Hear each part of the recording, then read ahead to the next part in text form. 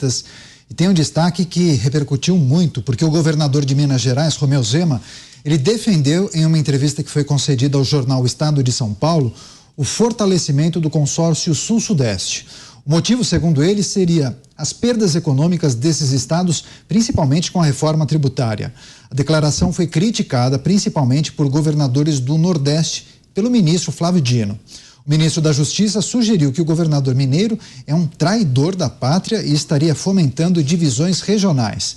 No entanto, foi Dino que, em 2019, liderou a criação do consórcio Nordeste contra um suposto boicote da gestão de Jair Bolsonaro. O governador do Rio Grande do Sul, Eduardo Leite, ele saiu em defesa da ideia de Zema. Leite disse que o eixo sul-sudeste não quer colocar estados contra estados ou região contra região, mas evitar perdas econômicas no Congresso ou barrar pautas que prejudicam as duas regiões. Claro que esse assunto a gente vai repercutir muito com os nossos comentaristas. Vamos ao Rio de Janeiro. Roberto Mota, inclusive, tratou desse assunto com os nossos amigos e colegas do Pânico na hora do almoço, né, Mota? Eu estava no carro, pude acompanhar parte do seu comentário. Queria, logicamente, para privilegiar a nossa audiência, pedir a sua avaliação acerca das declarações do governador mineiro ao jornal Estado de São Paulo. Não é legítima a preocupação dele? Um governador não tem que defender, brigar pelos interesses do seu povo? Ou você acha que ele derrapou, usou mal as palavras? De forma nenhuma. Muita gente que viu problema na declaração do governador Zema, na verdade tem um outro problema, um problema de interpretação de texto, porque a declaração do governador Zema foi bastante clara. Olha aqui, eu vou ler um trecho. Nós queremos que o Brasil pare de avançar no sentido que avançou nos últimos anos, de só julgar que Sul e Sudeste são ricos e que só eles têm que contribuir sem receber nada. Claríssimo, eu concordo com ele. Em outro trecho, ele comentou: está sendo criado um fundo para o Nordeste, Centro-Oeste e para o Norte. E o Sul e o Sudeste não tem pobreza? Será que aqui todo mundo vive bem, não tem desemprego, não tem comunidade? É exatamente isso. Quem acha que São Paulo, Rio de Janeiro, Belo Horizonte não tem favela, não tem pobreza, não conhece a realidade. E ele diz, sim, tem sim, nós também precisamos de ações sociais.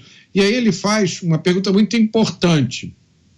O Sul e o Sudeste vão continuar tendo a arrecadação muito maior do que recebem de volta? Ou seja, o Sul e o Sudeste arrecadam um monte de imposto, mandam para o governo federal e só recebem uma pequena parte de volta. E aí ele diz, isso não pode ser intensificado ano após ano, década após década. Ele está coberto de razão. O governador Zema lembrou que as regiões Sul e Sudeste representam 70% da economia brasileira. O que ele defendeu foi protagonismo político para essas regiões.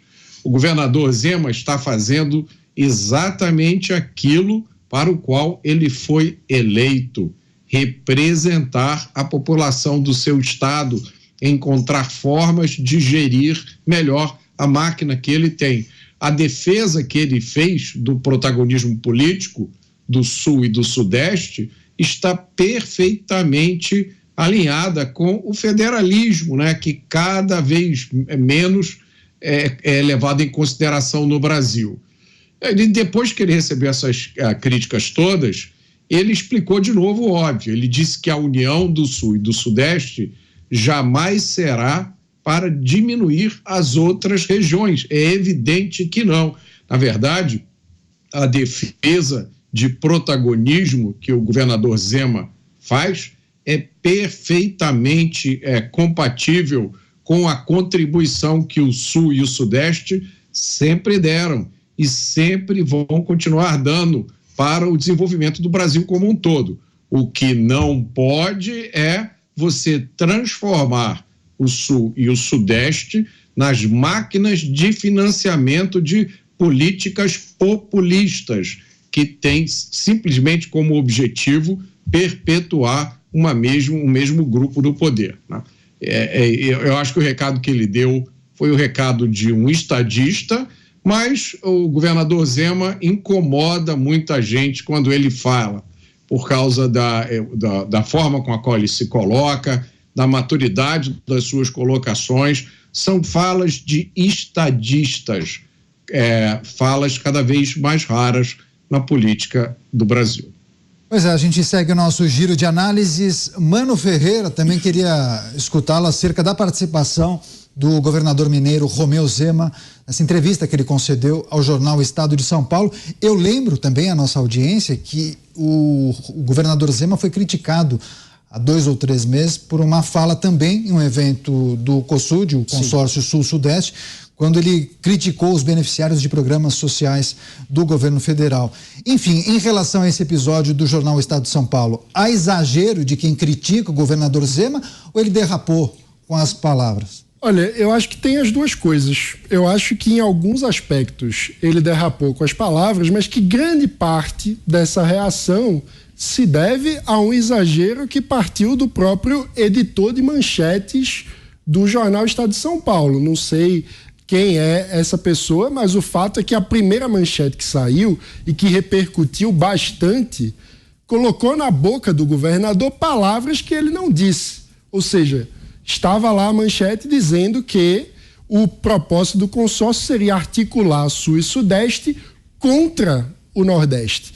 E aí isso faz toda a diferença. Não foi isso que o governador Zema disse. Se um governador estivesse dizendo com todas as letras que está articulando uma região contra a outra, aí Eu vou ler exatamente a manchete para você, tá? Para as pessoas que nos acompanham. Zema anuncia frente Sul-Sudeste contra Nordeste e quer direita unida contra a esquerda.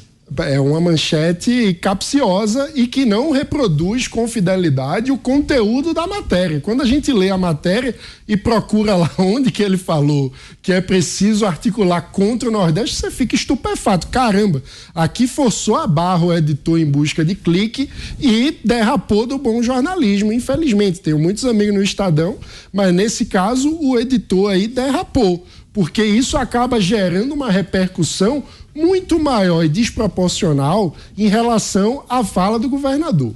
Agora vamos à fala do governador. Eu acho que tem algumas derrapadas, por exemplo, quando ele diz que é preciso fazer algo que historicamente nunca foi feito, dar o protagonismo político ao Sul e Sudeste. Mas quando a gente faz uma análise da história política brasileira, há bastante protagonismo das regiões Sul e Sudeste. Em Minas Gerais, é um estado que sempre teve uma participação política muito relevante. Então, acho que há uma derrapada aí, essa ideia de que, como se não houvesse um protagonismo do Sul e Sudeste, então a política brasileira nacional está dominada pelo Norte e Nordeste ou pelo Centro-Oeste, não é exatamente verdadeiro. Esse é um aspecto. Outro aspecto, quando existe uma narrativa muito baseada numa reação ao Bolsa Família, que trata como se todo o orçamento do governo federal, do ponto de vista regional, tivesse que ser analisado apenas pelos beneficiários do Bolsa Família, o que é muito problemático. Primeiro porque, uma coisa que as pessoas não sabem, o estado que lidera o ranking bruto de beneficiários do Bolsa Família é São Paulo, porque de fato também existe pobreza no Sudeste, aí é uma questão de população bruta. Se a gente falar sobre a população relativa, aí vamos ter outros estados liderando esse ranking. Mas o fato é que há muitas políticas públicas que utilizam recursos federais e chegam na ponta.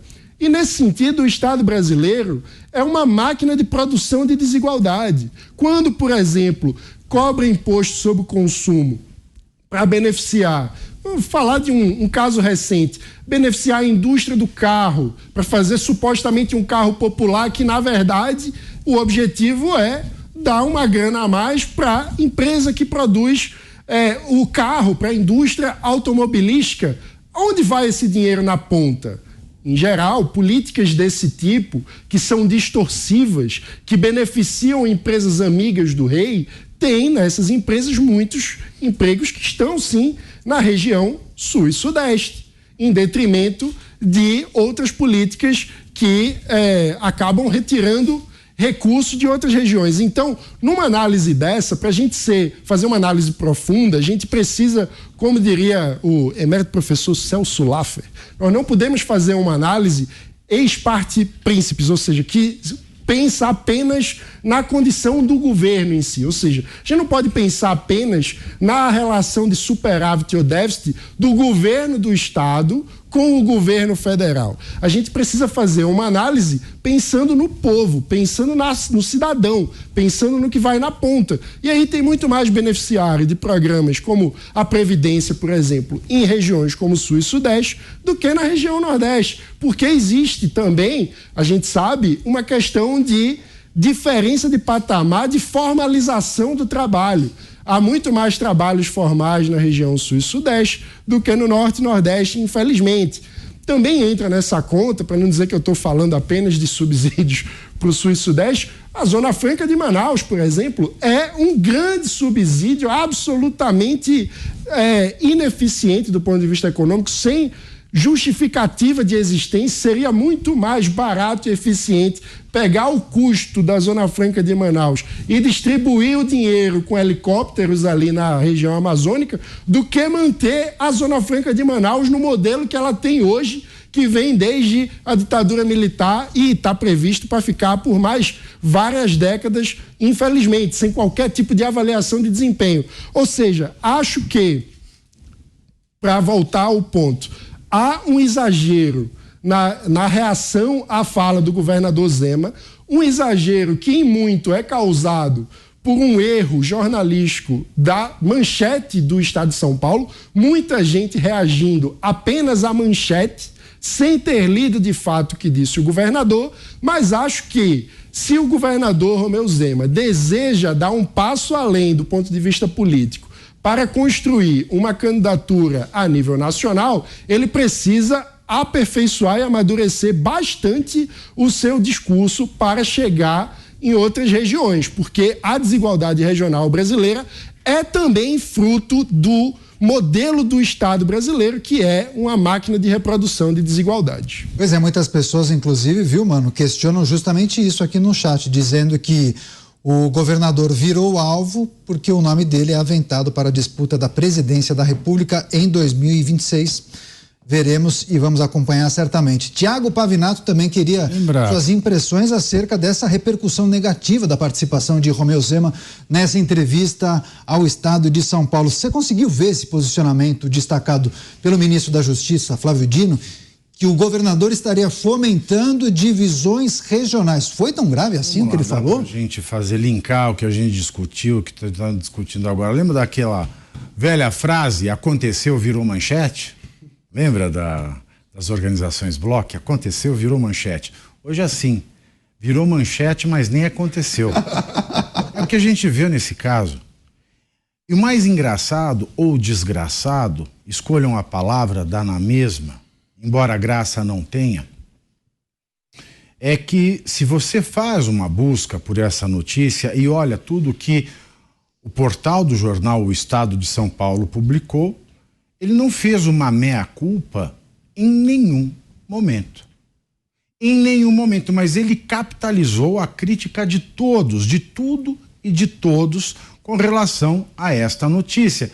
E sim, eu desconfio que ele está sendo alvo desse tipo de fake news, porque é fake news num país em que as pessoas não leem. Quando leem, não compreendem. E se leem só a manchete, esse tipo de artifício, de ardil, é algo para que se mine uma candidatura presidencial de alguém que tem potencial para ser presidente. Aliás, me causa muita tristeza que o Grupo Estado de São Paulo não tenha se retratado sobre este título, esta manchete, esta chamada infeliz, esta chamada caça e mentirosa. Porque não está no texto essa exortação, não está. E ligando com a notícia antiga, tem uma outra matéria do próprio Estado de São Paulo, porque A fake news do título virou notícia e gerou tantas outras notícias ao redor desta chamada mentirosa. Tem uma delas que foi publicada hoje, às 9h17 da manhã, pela jornalista Natália Santos, que diz o seguinte: Flávio Dino critica Romeu Zema por lançamento do Bloco Sul-Sudeste, aspas, criar divisões é absurdo, e ainda diz ela na matéria que o Flávio Dino afirmou que criar distinções entre brasileiros é proibido na Constituição Federal e que aquele que optar por esse caminho é traidor da pátria, como você disse aqui logo no começo desta chamada, Daniel. Bom, aí eu olho, o Flávio Dino, ele é o grande entusiasta do PL contra as fake news. Mas é o Flávio Dino que está fazendo eco. Quando o ministro da Justiça, quando o homem que está se arvorando na função de lutador, de herói contra a mentira, contra a notícia falsa, quando ele mesmo só lê o título, só lê a manchete e não lê o conteúdo, e começa a amplificar o alcance de uma mentira, porque ele, ministro da Justiça, não teve a pachorra e a responsabilidade de ver o conteúdo integral. Eu me pergunto, como devem ter sido as sentenças do juiz Flávio Dino? Ele compulsava os autos? Se interessava de fato pela defesa que as partes faziam nos processos que estavam sob sua jurisdição? Pergunto porque há que se perguntar, até mesmo porque ele diz que a Constituição proíbe distinções entre brasileiros, de fato proíbe, isso se chama discriminação. Mas quantas foram as vezes nestes últimos 7 meses em que todos nós ouvimos e só não ouviu aquele que não tem capacidade para ouvir, não quer ouvir, não sabe ler e nem enxergar os sinais? Quantas vezes nós não vimos Flávio Dino dizer que nós precisamos acabar com a fake news da extrema-direita, que nós precisamos enjaular as fake news destas bestas feras da extrema-direita, que a extrema-direita é o mal, que a extrema-direita... E extrema-direita para eles, senhores, eu lhes digo, de experiência própria, é todo aquele que não votou ou critica o governo Lula. Não é que existe uma direita, não é que existe um crítico de política. Todo aquele que critica o governo Lula e as ações dos seus ministérios é extrema-direita. Digo por experiência própria, porque uma pergunta que certa vez eu fiz, uma conjectura com ponto de interrogação ao final, virou num portal do Universo Online a seguinte manchete: Pavinato afirma que Flávio Dino isso e aquilo. Flávio Dino também não ouviu o comentário na integralidade e começou a replicar a manchete da UOL como se eu tivesse afirmado coisa que nunca afirmei. Mas fiz perguntas, esperando respostas, e as espero até hoje. Então, meus senhores, é muito preocupante quando o veículo de comunicação, que é um dos mais respeitados no Brasil, que é o jornal O Estado de São Paulo, não vem a público, porque não há no texto uma exortação de Zema para que o país se divida entre sul, sudeste, norte, nordeste, direita e esquerda, mas apenas ele traz uma consciência de união de um polo, em especial em um momento como esse em que nós vemos a reforma tributária ameaçar boa parte do dinheiro, dos tributos, dos rendimentos dos países de cá. Precisamos nos organizar. É isso. Precisamos nos organizar para que ninguém, nem ao norte, nem ao sul, nem a leste, nem a oeste, saia prejudicado. Transformar a fala de Romeu Zema, como fez o Estado de São Paulo, é uma estratégia que visa minar a sua futura e possível candidatura à presidência da República, sem sombra nenhuma, sem sombra de dúvida. E se Flávio Dino pôde ler a íntegra dessa entrevista, ele sabe que discutir e dizer o que ele disse aqui, traidor da pátria, é uma forma de aprofundar uma fake news, e tudo isso mostra que Flávio Dino, ele não está nem um pouco, mas nada, nem o mínimo, interessado em combater fake news neste país. Pois é, há pouco o Mano Ferreira, inclusive, fez a menção sobre a manchete, a chamada, que estampou essa reportagem do jornal Estado de São Paulo, e ele fez também menção à expressão caça-clique, que algumas pessoas puseram aqui na internet, é que o profissional que elabora essas manchetes, essas chamadas das reportagens, não necessariamente é aquele que escreveu a matéria. O que escreveu o jornalista muitas vezes sugere, mas tem um outro profissional que acaba fazendo uma chamada que desperte a atenção de quem está ali no site, no jornal ou na revista. Mas, eventualmente, esse profissional pode cometer algum erro, algum deslize.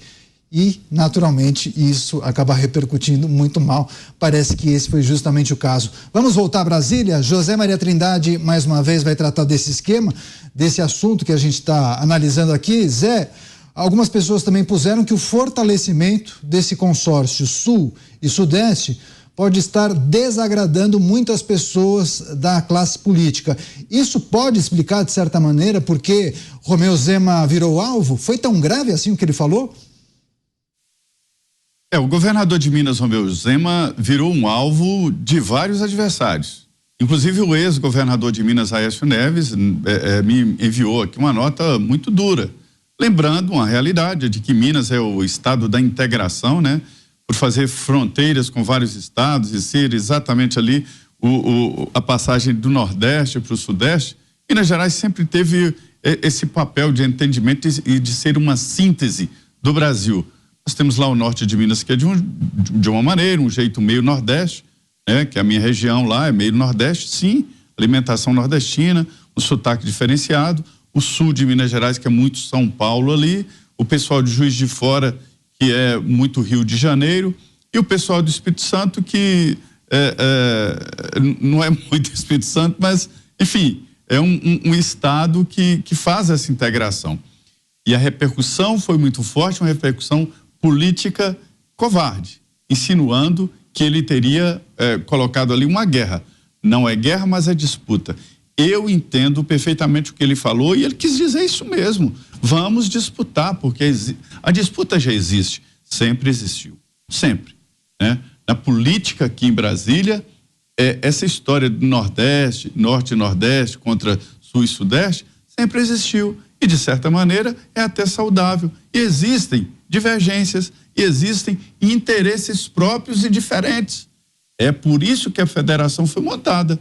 O município não tem o mesmo interesse do outro município vizinho, assim como o estado não tem o mesmo interesse do outro estado. Cada governador e deputados e senadores é que fazem a defesa do seu estado, é normal, são interesses. Há anos, a Zona Franca de Manaus, citada pelo Mano aí, vem disputando com São Paulo. Aí tem argumentos para os dois lados. A Zona Franca diz, olha, nós não podemos daqui. A Zona Franca foi criada para o desenvolvimento da região e desenvolveu. O Amazonas só existe nesse desenvolvimento, principalmente Manaus. Manaus é um grande polo industrial, porque existe a Zona Franca, vantagens para lá. São Paulo, diz o argumento da Zona Franca, tem infraestrutura, proximidade com os consumidores. Então, essa grande vantagem de São Paulo como estado, né, deve ser regulada através de lei. E é por isso que a Zona Franca vem sendo renovada anos e anos. Sabe por quê? Porque tem uma disputa, é uma disputa de interesses. E o Amazonas consegue porque age politicamente. São Paulo não gostaria que a Zona Franca de Manaus fosse prorrogada agora por 50 anos, porque fere interesses de São Paulo, né? Montar uma indústria em São Paulo, produzir em São Paulo, fica muito mais caro que produzir na Zona Franca. Nos últimos anos, São Paulo viu a Zona Franca ir para lá. Eu cito isso aí para dizer o seguinte: sempre houve essa disputa. O governador Romeu Zema falou que todo mundo sabe e que todos os governadores falam. Você sabe por quê? Porque se falar o Sul e Sudeste, dizer, olha, nós vamos agora resistir ao Nordeste, aí é crime, é feio, é pecado, não é político, não é mineiro. Mas os nordestinos se unem contra o Sul e Sudeste, se unem contra com o Norte e formam maioria e dominam a política nacional, senhores. Por isso que é tão difícil eleger um presidente da República do Sul e Sudeste, porque o Nordeste defende seus interesses. É assim a federação. O governador Zema falou a realidade. É uma disputa e ela é antiga. Eu assisti isso durante o processo constituinte. Sul e Sudeste ficaram em minoria na Constituição. A Constituinte, ela foi montada de uma maneira unicameral. Então, assim, Senado e Câmara tinham o mesmo voto. Nordeste e Norte se uniram. Veja como foi montado aí esse processo. São Paulo teria hoje, não fosse esse cerco a São Paulo, 112 deputados, tem só 70. Roraima teria 1 deputado, se obedecesse a proporcionalidade, tem 8. Sabe por quê? Na Constituinte, essas duas bancadas se uniram e definiram colocar uma trava, um teto em São Paulo. O argumento é de que um estado como São Paulo, tem 44 milhões de habitantes, dominaria o Congresso, com 112 deputados, tem 70. E os estados menores não poderiam ter 1, 2, seguindo a proporcionalidade de habitantes e o número de representantes aqui no Congresso Nacional. E como ficou? São Paulo não pode ter mais de 70 deputados. Pode chegar a 1 milhão mais 100 milhões de habitantes, que terá 70. Roraima terá 8. Distrito Federal, 8. Todos os estados, por menor, 8. Mas espera aí, se o Senado é que faz o equilíbrio, ou seja, cada estado tem 3 senadores, independente do seu número de habitantes, de votos ou economia. Cada estado tem 3. O Senado é a casa dos estados, do equilíbrio. Então, por que colocar esse limite na Câmara? Guerra de interesses e guerra legítima. Um governador tem o dever de defender os interesses do Estado, os interesses econômicos, os interesses sociais, os interesses de gestão. É por isso que os estados e os municípios brigam na tal guerra fiscal para atrair indústrias, para dar mais emprego. Isso é normal. O que é de anormal nisso tudo? É que Zema é indicado como um provável candidato à presidência da República. Aí a artilharia pega pesado, né? E está pegando. E ele vai ter uma perseguição muito forte. Eu conheço isso aí.